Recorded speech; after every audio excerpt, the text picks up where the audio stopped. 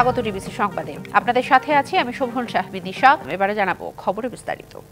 নির্বাচন নিয়ে অনিশ্চয়তা কাটছে না, কারণ অন্তর্বর্তী সরকারে এখনো এ নিয়ে কর্মপরিকল্পনা ঘোষণা করেনি, জানালেন বিএনপি মহাসচিব মির্জা ফখরুল ইসলাম আলমগীর। তিনি বলেন, দেশের রাজনৈতিক অর্থনৈতিক সংকট মোকাবিলায় নির্বাচিত সরকারই প্রয়োজন।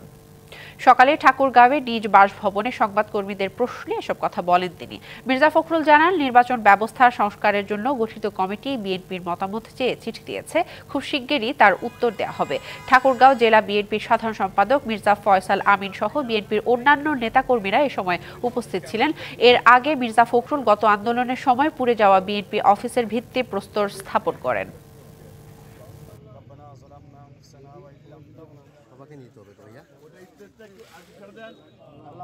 আমাদের চিন্তা হচ্ছে আগামী নির্বাচন নিয়ে, সেটাই আমরা এখন পর্যন্ত নিশ্চিত নই। কারণ বর্তমান যে আপনার অন্তর্বর্তীকালীন সরকার আছে, তারা এখন পর্যন্ত নির্বাচনের কোনো রোডম্যাপ দেয়নি। তারা নির্বাচনের ব্যবস্থাকে সংস্কার করার জন্য আপনার একটা কমিটি করেছে, একটা সংস্কার কমিটি করেছে। তারা ইতিমধ্যে আমাদেরকে চিঠি দিয়েছে আমাদের মতামতগুলো জানানোর জন্য। আমরা সেই লক্ষ্যে কাজ করছি। আমরা খুব শিগগিরই আমাদের মতামত দেব। দেশের রাজনৈতিক সংকট মোকাবেলা, অর্থনৈতিক সংকট মোকাবেলা, সব কিছুর জন্য এখন একটা নির্বাচিত সরকার, নির্বাচিত পার্লামেন্ট অত্যন্ত জরুরি। আজারবাইজানে চলমান জলবায়ু সম্মেলন COP29-এ আজ বক্তব্য রাখবেন অন্তর্বর্তী সরকারের প্রধান উপদেষ্টা ডক্টর মোহাম্মদ ইউনূস। প্রধান উপদেষ্টার প্রেস উইং জানিয়েছেন, বাংলাদেশ সময় দুপুর 1:30 থেকে বিকেল 3টার মধ্যে ওয়ার্ল্ড লিডার্স ক্লাইমেট অ্যাকশন সামিটে অংশ নিয়ে বক্তব্য রাখবেন তিনি। জলবায়ু পরিবর্তনে ক্ষতিগ্রস্ত দেশ হিসেবে দেশের নিজেদের পাওনার বেশিরভাগই পায় না বাংলাদেশ। চূড়ান্ত ঘোষণাপত্রে বাংলাদেশ যেন উপযুক্ত ক্ষতিপূরণ পায়, সে বিষয়টি বক্তব্যে তুলে ধরবেন ডক্টর মোহাম্মদ ইউনূস। বাকুতে 4 দিনের সফরের দ্বিতীয় দিনে ব্যস্ত সময় পার করছেন ডক্টর মোহাম্মদ ইউনূস। বিশ্বের অন্তত 20টি দেশের শীর্ষ নেতা এবং আন্তর্জাতিক সংস্থার প্রধানদের সাথে করেন তিনি। সম্মেলনের ফাঁকে প্রধান উপদেষ্টা দেখা করেন তুরস্কের প্রেসিডেন্ট রিসেপ তাইয়েপ এরদোয়ানের সাথে। সাক্ষাতে সংস্কার ও সমৃদ্ধ দেশ গড়ার যাত্রায় বাংলাদেশকে সম্ভাব্য সব ধরনের সহায়তার আশ্বাস দেন তুরস্কের প্রেসিডেন্ট।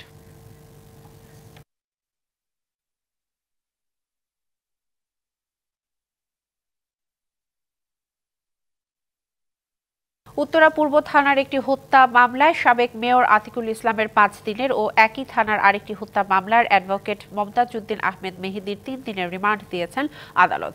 এছাড়াও উত্তরা পশ্চিম থানার বৈদেশিক মুদ্রা নিয়ন্ত্রণ আইনের মামলায় সাবেক কৃষিমন্ত্রী আব্দুস শহীদ ও সাবেক অতিরিক্ত সচিব আমজাদ হোসেনের 3 দিন করে রিমান্ড দিয়েছেন আদালত। মোহাম্মদপুর থানার একটি হত্যা মামলায় সাবেক মন্ত্রী হাসানুল হক ইনু, মোহাম্মদপুর থানার পৃথক 3টি হত্যা মামলায় সাবেক এমপি সাদেক খান এবং ঢাকা উত্তরের সাবেক কাউন্সিলর সলিমুল্লাহ সলুকে গ্রেপ্তার দেখানো হয়। বুধবার সকালে ঢাকা চিফ মেট্রোপলিটন ম্যাজিস্ট্রেট আদালতে তাদের হাজির করে গ্রেপ্তার এবং রিমান্ড আবেদন করেন মামলার তদন্তকারী কর্মকর্তা। পরে রাষ্ট্র ও আশার পক্ষে আইনজীবীদের শুনানি শেষে তাদেরকে এই আদেশ দেন মেট্রোপলিটন ম্যাজিস্ট্রেট ফারজানা শাকিরা সুমু চৌধুরীর আদালত।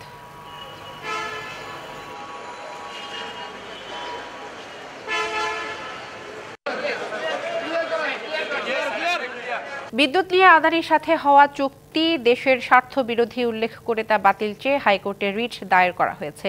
সকালে হাইকোর্টের সংশ্লিষ্ট শাখায় ব্যারিস্টার এম কাইয়ুম এই রিট দায়ের করেন। বিচারপতি ফারাহ মাহবুব এবং বিচারপতি দেবাশিস রায় চৌধুরীর হাইকোর্ট বেঞ্চে এই রিট আবেদনটির ওপর শুনানি হবে। এর আগে গত 6 নভেম্বর বিদ্যুৎ নিয়ে ভারতের আদানি গ্রুপের সঙ্গে সব ধরনের চুক্তি বাতিল চেয়ে সরকারকে লিগ্যাল নোটিশ পাঠান সুপ্রিম কোর্টের এক আইনজীবী। নোটিশে অবিলম্বে অন্যায্য একতরফা চুক্তি পূর্ণ বিবেচনা অথবা পুরোটাই বাতিল চাওয়া হয়েছে। 3 দিনের মধ্যে আদানিকে এই ঘটনায় চুক্তি পুনর্বিবেচনার কার্যক্রম শুরু না করলে হাইকোর্ট রিট করবেন বলেও জানান সংশ্লিষ্ট আইনজীবী। বিদ্যুৎ বিভাগের নির্দেশনায় আদানির সাথে তাড়াহুড়ো করে 2017 সালে 25 বছর মেয়াদী বিদ্যুৎ ক্রয় চুক্তি হয়।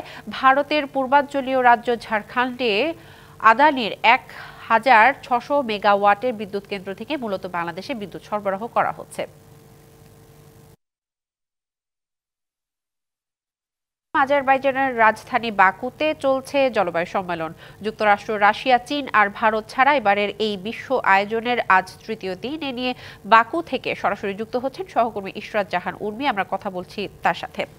উর্মি, প্রধান উপদেষ্টার ভাষণ এবং বাংলাদেশের মতো উন্নয়নশীল দেশগুলোর জন্য কোনো সুখবর আছে কিনা এবং উপদেষ্টার প্রেস উইং থেকে কোনো ধরনের তথ্য পেয়েছেন কিনা জানাবেন আমাদের। ধন্যবাদ আপনাকে দিশা। প্রেস উইং থেকে আসলে যে তথ্যগুলো জানানো হয়েছে যে সকালেই অনেকগুলো মিটিং কিন্তু করেছেন ডক্টর মোহাম্মদ ইউনূস, এবং যে তথ্যটি আসলে আপনাদেরকে আমি জানাতে চাই এখানে এসে যেটা বুঝলাম সেটা হচ্ছে শুধুমাত্র যে টাকা পয়সা আমরা সব সময় চেয়ে থাকি এই গ্লোবাল সাউথের জন্য, দেশগুলো যারা জলবায়ুর ক্ষতির মুখে পড়েছে তাদের জন্য, সেই টাকা পয়সার বাইরে এবার একটা সিগনিফিকেন্ট ঘটনা ঘটছে। সেটা হচ্ছে যে বারবারই বলা হচ্ছে যে উন্নত বিশ্বের যে দেশগুলো রয়েছে তাদের ভোগবাদিতা, তাদের যেই জীবন যাপন, যেটাকে আমরা লাইফস্টাইল বলি ইংরেজিতে, সেই বিষয়গুলো যাতে তারা পরিবর্তন আনে সেই দিকে কিন্তু কথা বলছেন আমাদের প্রধান উপদেষ্টা। আজকে তার যেই বৈঠক রয়েছে, আরো বেশ কয়েকটা সেমিনারের মতো রয়েছে, এবং সেই সাথে তিনি আসলে বেশ কয়েকটি হাই লেভেল বৈঠকে অংশ নেবেন, এবং সব জায়গাতেই কিন্তু এই বিষয়টি তিনি তুলে ধরতে চান। কারণ যে বিষয়টি আসলে বাংলাদেশ বলতে চায় যে কত টাকা দিলে আসলে মিটিগেশন হবে, অ্যাডাপ্টেশন হবে। এই মিটিগেশন আর অ্যাডাপ্টেশন অর্থাৎ জলবায়ু পরিবর্তনের ঝুঁকি প্রশমন এবং অভিযোজন, এই কথা আমরা বছরের পর বছর ধরে বলে যাচ্ছি। আমরা নিজেদেরকে খাপ খাওয়াতে চেষ্টা করছি, কিন্তু এটা আসলে কোনো সমাধান নয়। সমাধান হচ্ছে এই প্রক্রিয়া, কার্বন নিঃসরণের প্রক্রিয়া, জীবাশ্ম জ্বালানির পরিমাণ এটা কমাতেই হবে, এর কোনো বিকল্প নেই। এবং প্যারিস চুক্তির পরে আপনি জানেন যে আর খুব বেশি এগোয়নি। এবারও খুব নিষ্প্রভই আমি বলবো এবারের যেই সম্মেলনটি হচ্ছে বাকুতে, কিন্তু এখান থেকে আপনি জানেন যে আসলে বৈঠকগুলি করে, নেগোসিয়েশন গুলো করে কিন্তু মিনিস্ট্রিয়াল লেভেলের লোকজন। ফলে তারা তো এসেছেন, ফলে তারা সবাই মিলে আসলে এই বিষয়গুলো এবছর তুলে ধরার চেষ্টা করবেন যে কিভাবে আসলে এই শুধু মিটিগেশন, শুধু অ্যাডাপ্টেশন এই বিষয়গুলো না বলে কিভাবে আসলে ভোগবাদিতা কমিয়ে একটা স্থায়ী সমাধানে আসা যায় এবং কার্বন নিঃসরণ 1.5 ডিগ্রিতে আটকে রেখে পৃথিবীকে বাঁচানো যায়। এই হচ্ছে এবারকার মূল এজেন্ডা, এবং ডক্টর মোহাম্মদ ইউনূস সেই বিষয়টি তুলে ধরছেন। বেশ কয়েকটি মিটিং পরাপর রয়েছে, প্রেস উইং থেকেও আমাদেরকে কিছুক্ষণের মধ্যে হয়তো ব্রিফ দেবেন। আমি বিস্তারিত নিশ্চয়ই আপনাকে পরবর্তীতে জানাতে পারবো। দিশা, উর্মি, বিস্তারিত জানানোর জন্য ধন্যবাদ আপনাকে। গল্প লিখে, গল্প বলে সাধারণ মানুষের মন জয় করেছেন তিনি। টেলিভিশনে নাটক লিখে, নাটক বানিয়ে পেয়েছেন আকাশ ছোঁয়া জনপ্রিয়তা। নিজের মেজাজে চলচ্চিত্র নির্মাণ করে দর্শক হৃদয় মাতিয়েছেন। জীবিত হুমায়ুন আহমেদ 3 দশক দেশের লেখক হিসেবে রাজত্ব করেছেন সম্রাটের আসনে বসে। আর মৃত্যুর পরও তার পাঠকপ্রিয়তার পারদ একটুও নেমে যায়নি। কাজে ভাবনায় সৃষ্টিশীল হুমায়ুন আহমেদের জন্মদিন আজ। গল্পের জাদুকর হুমায়ুন আহমেদ। গল্প, উপন্যাস, প্রবন্ধ, গীতিকবিতা, টেলিভিশন নাটক, চলচ্চিত্র, অবিনশ্বর সৃষ্টিশীলতার অধিকারী হুমায়ুন যেখানেই হাত দিয়েছেন ফলেছে সোনা। মূলত বাঙালি মধ্যবিত্তের জীবন বাস্তবতার দৃশ্যপট মূর্ত করে তোলা হুমায়ুন আহমেদ একই সাথে লিখে গেছেন আবহমান গ্রামীণ বাংলার কথকথা। নন্দিত নরকে, শঙ্খনীল কারাগার, অচিনপুর, তোমাকে, দেয়াল, জোছনা ও জননীর গল্পের মতো বহু কালজয়ী উপন্যাসের রচয়িতা হুমায়ুন সৃষ্টি করে গেছেন হিমু, মিসির আলী ও শুভ্রর মতো বাংলা সাহিত্যের তুমুল জনপ্রিয় কিছু চরিত্র। একটা ছিল সোনার কন্যা, সেই সাথে সৃষ্টি করেছেন আগুনের পরশমণি, শ্রাবণ মেঘের দিন, দুই দুয়ারি, চন্দ্রকথা, শ্যামল ছায়ার মতো বেশ কিছু কালজয়ী চলচ্চিত্র। নদীর জলে পড়ল কন্যার ছায়া।